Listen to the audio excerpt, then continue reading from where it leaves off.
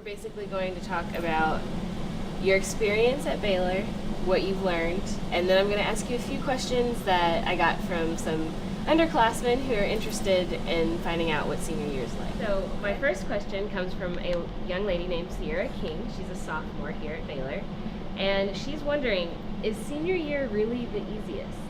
So my name is Carrie. I am an English major currently at Baylor, and next year I'm getting my master's in college student personnel at the University of Tennessee. So my dream job is just to work with college students and to counsel and advise them. That's really funny. I definitely always tell people that freshman year is the hardest because you're just adjusting to everything and you haven't really found a place to connect yet, and you don't really know exactly what the transition will be academically from high school to college. But I don't necessarily think I would ever call any certain year the easiest year because it always depends on your course load and what classes you're taking. I do think by senior year, you're not as stressed about class.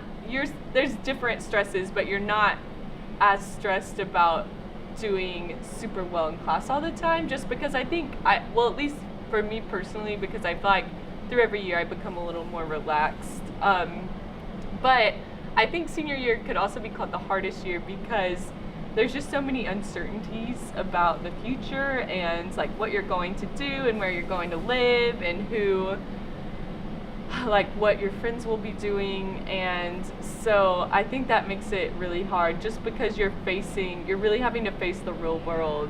Another question from Sierra King, where she's interested in knowing when should she start looking into getting an internship? My name is Alexis Cubitt. I am a journalism major with a concentration in public relations, and my dream job is to be an NBA analyst. If you can get one freshman year, the first day you walk onto Baylor University or any university's campus, do that. Because the more experience, the better. Obviously, it'll look bad if it's one semester here, one semester there, one semester there. But if you can get one every year or even stay at the same place and kind of redefine the internship, go for it. I was actually pre-med when I came into Baylor. The best decision that I've ever made, one of the best decisions I've ever made in my life was switching because it just wasn't for me. Not saying anything's wrong with being pre-med, that just wasn't me. So I was pre-med for about a year and a half.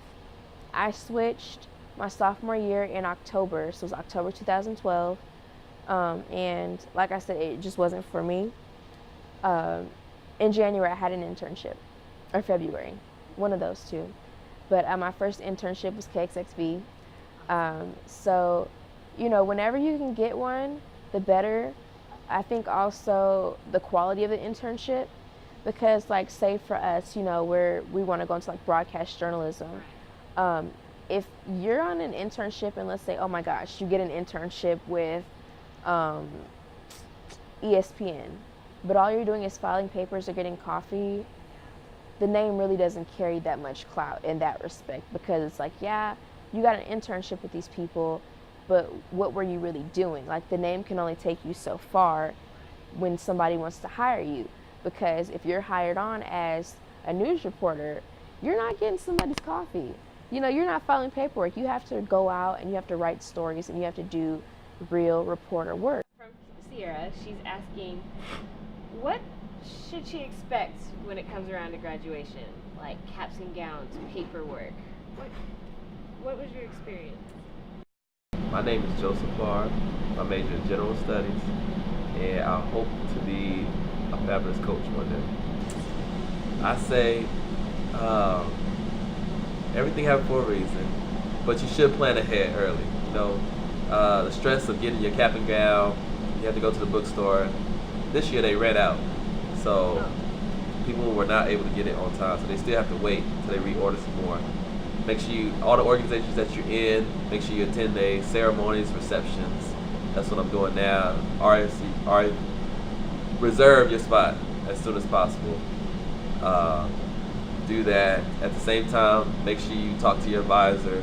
Make sure you are graduating, because that would be so bad if you say that you're graduating and you have one more class to take same time, like I said, I talked to a lot of alumni that went here, and most people was like, yeah, I'm about to graduate, I'm done with classes and everything, basically, and they just slipped up and they failed the class and they had to come back. So I want to say, take care of your grades, stay on top of your grades while you're here. But make sure you get your cap and gown early, all your stoles early, and make sure you attend the ceremonies and receptions because you worked hard for this, and it's a really great feeling to finally graduate from this prestigious university at that. Another question that comes from Megan. She's wondering, are you having any anxiety or nervousness about going into the real world? My name is Parmita Shah Hosseini. I am a journalism public relations major, and my dream job would be to work in the PR department for the Baltimore Ravens. A little bit, just because you don't know what's going to happen. You could always fail or find out this is not the way you want to go. You don't really know what's going to happen, but at the same time, I'm really excited just because I'm ready for it. I feel like, I've prepared really well in college, and I've tried, I've given myself a huge load early on, so I kind of know how to manage my time and how to be organized and everything like that. So for me, it was just all about preparation and understanding how to I think if you can manage your time, I think you'll be fine, and then just really honing the skills that you need depending on whatever major or whatever job you want to go into. Coming in as a freshman, what do you know now that you wish you knew then? Go ahead. My name is Sarah Broadbeck. My major is a communications specialist, and my dream job would be to be a successful actor. Find a really good group of friends and stick with those, because I guess I was really homesick my freshman year, and so I became a hermit and kind of hid away and didn't do anything. I joined a club, but I was kind of about it, and I wish I had done more and met more people, because now I go around on campus and I was just thinking about this. I go around on campus and it's rare that I'm not walking on campus and I don't see one person I don't know. Or, one person, it's rare I don't see one person you know what I mean? I know. And I think that lightens my day when I'm walking on campus and somebody's like, Sarah! And I get to talk to them and, see how they're doing and everything. And it's an awesome day when it's 3 or 4 people I actually know. Whereas your freshman year, you don't have that. And part of that's just growing and becoming a senior and getting there, but making connections, and I'm much more outgoing now than I was my freshman year. But